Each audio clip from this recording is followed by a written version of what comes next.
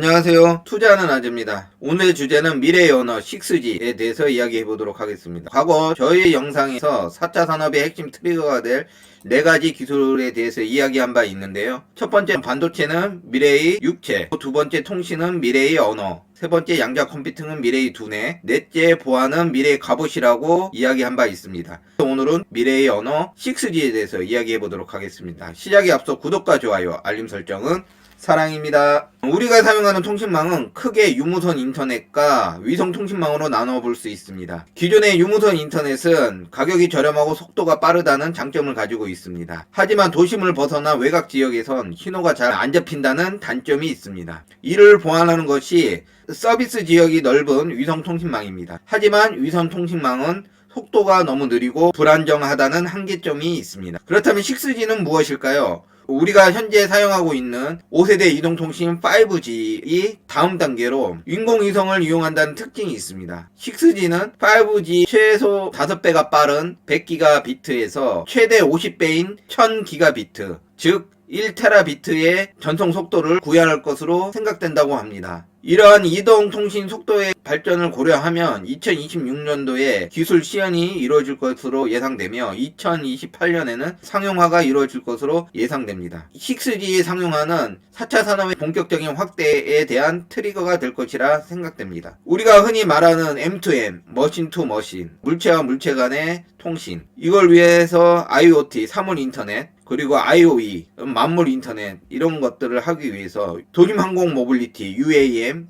그리고 자율주행 전기차, 로봇 이런 모든 4차 산업의 핵심적인 부분에 6G로 통신을 해야만 가능한 부분들이 많습니다. 자율주행으로 5G가 안 터지는 상약 지역을 가고 있다고 하면 통신할 방법이 없겠죠. 그리고 항공으로 날아다니는 UAM 같은 경우도 마찬가지고요. 6G가 구현이 돼야 항공에서, 물속에서, 선박에서 모든 지역에서 통신이 원활하게 이루어질 수가 있고요. 그래서 저는 4차 산업의 계약기가 2027년 이후가 되지 않을까 생각하고 있습니다. 그렇다면 6G의 특징 및 장점이 무엇일까요? 첫 번째로 위성통신 시스템 도입을 들 수가 있습니다. 기존에 기지국을 활용했던 5G 이하의 기술과는 달리 6G부터는 인공위성을 사용하게 됩니다. 이게 가장 큰 특징이 될 수가 있죠.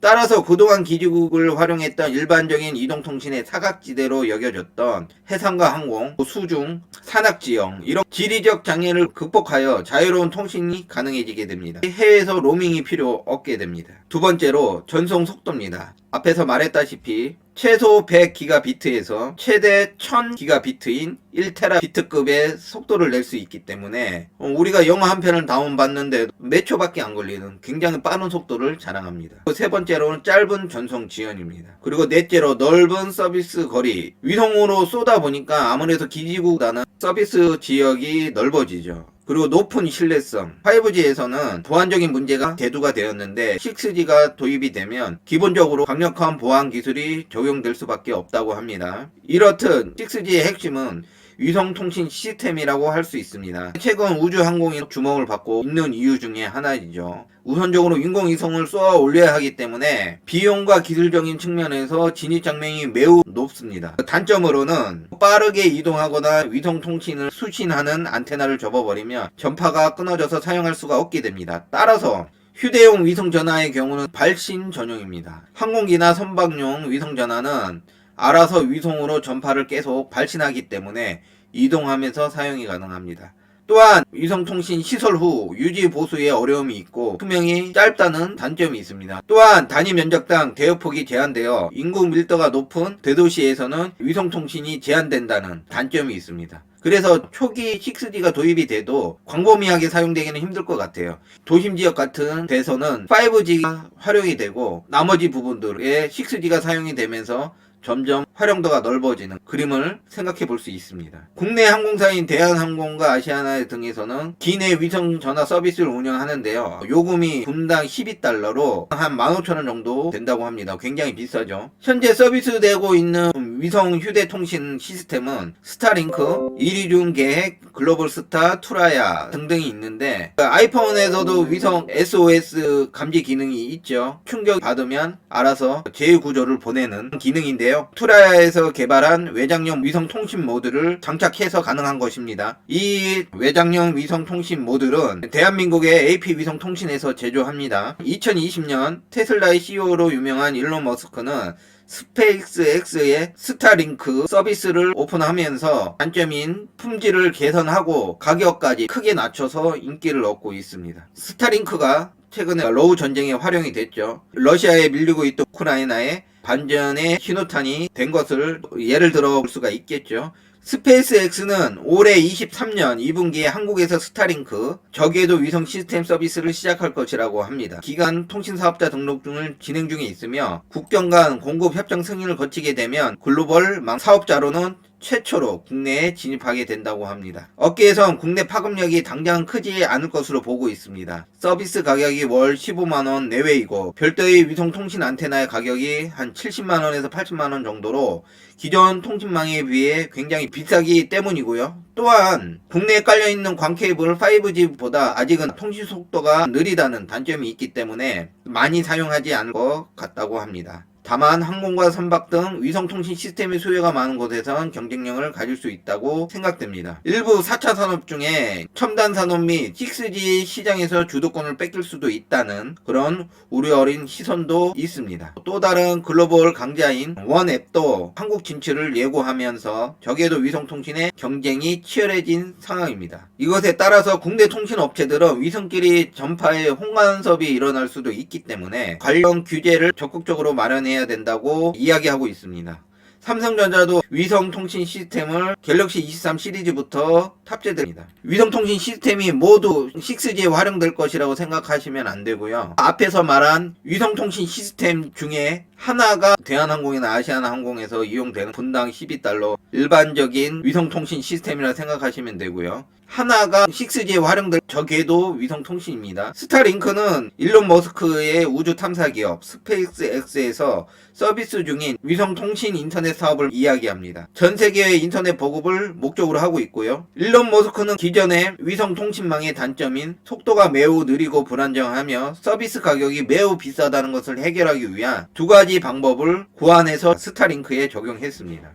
첫 번째, 물리적 통신의 높이를 낮추어 통신 속도를 높였습니다. 일반적으로 통신 위성 고도가 36,000km, 이걸 정지 궤도라고 하고요. 지구의 자전을 고려하기 때문에 이렇게 36,000km까지 쏘아 올린 거죠. 스타링크의 위성은 340km에서 1100km 정도예요. 궤도가 매우 낮죠. 그렇기 때문에 저궤도라고 불리고요. 낮기 때문에 통신 속도는 훨씬 빠르게 됩니다. 하지만 저궤도 위성을 활용한다는 것은 위성 하나가 담당할 수 있는 서비스 범위가 줄어들게 되는 것을 의미합니다. 이것을 해결하기 위해 두 번째인 위성의 개수를 많이 늘려서 서비스 가능 지역을 늘렸습니다. 현재까지는 2000여 개의 스타링크 위성을 쏘아 올린 것으로 이야기되고 있는데요. 2027년까지 12,000개를 쏘아 올린다고 합니다. 이처럼 스타링크는 기존 일반 위성이 가지는 단점을 극복하고 일반 위성 통신이 닿지 않는 곳에서도 서비스가 가능하며 전쟁이나 통신 대란 등의 유사시에도 요긴하게 사용할 수 있습니다. 물론 기존 통신망에 비해 아직 비용이나 속도 면에 있어서 부족함이 있습니다. 그리고 더욱이 한국처럼 대도심이 많은 지역에는 스타링크의 효율성이 많이 떨어질 것으로 예상됩니다. 하지만 기존 통신 인프라가 닿지 않는 낙후된 지역이나 해상, 선박, 항공 등에서는 스타링크가 유일한 통신망입니다. 그러나 저궤도 위성인 스타링크에 문제점이 있습니다. 바로 환경적인 문제점인데요. 현재 상공에 쏘아 올린 스타링크 위성수는 2,000여 개로 27년까지 12,000개를 쏘아 올린다고 했습니다. 이로 인하여 우주 쓰레기와 빛 공해 문제가 대두되고 있습니다. 우주 쓰레기라고 하면 지구 궤도를 돌고 있지만 이용할 수 없는 모든 인공 물체를 이야기합니다. 작동하지 않는 인공위성, 로켓 본체, 분리된 페어링, 부스터, 부서진 우주선 파편, 우주 비행사가 작업 도중에 떨어뜨린 공구나 부품, 그리고 우주 탐사선과 인공위성이 수명을 다하여 방치되어 있는 것들. 기본적으로 우주 탐사선과 인공위성이 수명을 다하게 되면 대기권에 진입을 해서 스스로 불타게 되지만 제어가 되지 않는 부분들이 있다는 거죠. 이러한 우주 쓰레기는 매년 증가할 수밖에 없고, 우주에서 작동하는 인공위성, 우주선, 국제 우주 정거장, ISS라고 인터내셔널 스페이스 스테이션, 이런 우주 정거장 등에 충돌을 하면서 시설적인 피해를 줄 수 있을 뿐만 아니라 우주인의 생명도 위협할 수 있기 때문에 국제적으로 문제가 되고 있습니다. 2017년에는 미국 국방부 산하의 고등연구계획국이 주관한 국제우주 쓰레기 처리 회의에서 우주 쓰레기를 효율적으로 제거하는 방법을 논의하기도 했습니다. 실제로 1996년에 프랑스가 쏜 소형 위성 서리스의 안테나가 1986년에 폭발한 아리안 1의 부스터와 충돌을 해서 손상을 입은 경험이 있고요. 국제우주정거장 ISS는 우주 쓰레기와 충돌을 피하기 위해 수차례 회피 기동을 하고 있다고 합니다. 2011년에는 승무원 6명이 우주 쓰레기를 피해서 비상 탈출을 준비하기도 했다고 합니다. 이처럼 우주 쓰레기는 많은 문제점을 가지고 있는데요. 이러한 우주 쓰레기를 감시하기 위해 라이다 같은 레이더와 광학 망원경 등을 사용해서 감시와 추적을 하는데요. 우리나라에서는 2010년 12월부터 천문연구원 KASI에서 우주위험감시센터를 운영하고 있습니다. 우주물체 전자광학 감시체계 기술 개발 사업 OWL이라고 하죠. OWL을 수행 중에 있습니다. 이처럼 스타링크 저궤도 위성은 4차 산업을 선도하며 글로벌 정보 격차를 해결할 구원자가 될 것인지, 우주 환경을 위협하는 파괴자가 될 것인지 두 가지 양면성을 가지고 있지만 환경적으로 기술적으로 계산할 점은 분명해 보입니다. 이와 관련해서 윤 대통령이 지난 1월 23일 용산 청사에서 일론 머스크와 화상 면담을 실시했습니다. 이날 면담은 글로벌 기술 혁신에 대한 의견을 교환하고 전기차 생산 관련한 한국 투자 방안을 구체적으로 논의하기 위해서 이루어졌다고 합니다. 퀄컴은 올해 초 CES 2023에서 스냅드래곤 8 2세대 기반 위성통신 기술 스냅드래곤 세틀라이트를 공개했습니다. 퀄컴의 스냅드래곤 8 2세대 칩을 탑재하는 스마트폰은 위성통신이 가능해지게 됩니다. 삼성전자는 그동안 자체 생산 칩인 엑시노스와 퀄컴의 스냅드래곤의 AP를 교차 적용해 왔습니다. 하지만 엑시노스를 탑재한 갤럭시 22 시리즈에서 발열과 성능 저하, GOS 이슈 등이 발생되자 갤럭시 23부터는 전량 스냅드래곤의 AP를 적용할 것으로 알려졌습니다. 이로써 글로벌 1, 2위 스마트폰에 모두 위성통신 기능이 생기게 됩니다. 애플이 지난 아이폰 14부터 저궤도 위성통신 시스템을 적용했죠. 긴급 SOS 출동 감지 기능 적용했는데 말 그대로 이제 충돌이 감지가 되면 자동으로 구조가 요청되는 거죠. 이 기능으로 미국에서 절벽 아래로 추락한 운전자가 통신이 터지지 않는 상황에서 극적인 구조가 된 일화도 있습니다. 그러면서 스마트폰의 위성 통신 기능에 대해서 관심이 부각됐죠. 그렇다면 도심 지역이 많고 기존 통신망의 의존도가 높은 우리나라에 스타링크 서비스를 일론 머스크는 도입하려고 했을까요? 올해 2분기부터 시작될 스타링크 저궤도 위성통신 시스템은 수익보다는 이제 곧 상용화가 될 6G의 성능 및 효과를 시험할 수 있는 테스트베드의 성격이 강한 것으로 생각됩니다. 6G는 지상기지국과 저궤도 위성 간의 연결도 굉장히 중요하기 때문에 통신 인프라 구축이 잘 돼 있는 한국을 선택한 것일 수도 있다는 생각을 가져봅니다. 이에 통신 3사와 삼성전자, LG전자 중 국내 대기업은 앞다퉈 6G 시대를 준비하고 있습니다. SK텔레콤은 일본의 NTT 도모코와 ICT 동맹을 맺고 6G 기술 연구 개발 등의 협력을 추진 중에 있습니다.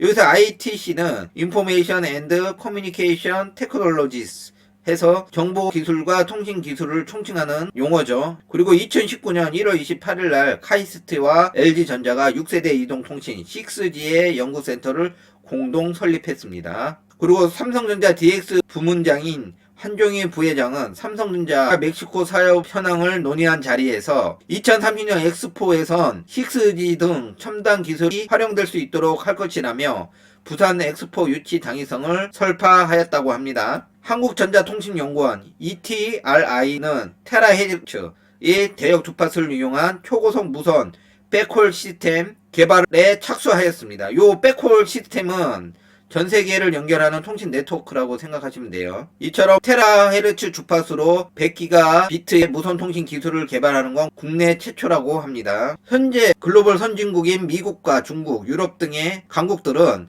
5G 이동통신 다음 세대의 기술인 6G의 핵심 기술 선점 경쟁에 돌입했습니다. 대한민국의 윤 정부는 이와 같은 상황에서 디지털 뉴딜을 위한 이동통신 인프라 구축을 통한 기술 선점이 중요하다고 보고 21년 4월부터 향후 5년간 총 2,147억 원 규모의 6G 핵심 기술 개발 사업 예비 타당성 조사를 최종 완료하여 진행 중에 있습니다. 또한 과학기술정보통신부는 2024년부터 2030년까지 7년간 1조 원 이상을 들여서 6G 기술과 장비, 부품 등을 개발하고 상용화를 준비해야 한다고 합니다. 또한 특허청과 협력해 구축한 표준 특허 전략 맵을 바탕으로 표준 특허 확보 가능성이 높은 기술을 집중 발굴하고 기업, 기관의 R&D 비용과 표준 특허 확보 전략을 패키지로 지원 중에 있습니다. 추가로 6G 기초 연구 강화와 전문 인재 양성을 위한 대학 중심의 6G 연구센터를 선정 지원합니다. 일론 머스크가 스타링크를 통해 꿈꾸는 미래는 글로벌 통신 인프라 구축을 통한 4차 산업의 세상이 열리게 되는 것일 겁니다. 이상입니다. 구독과 좋아요, 알림 설정은 사랑입니다.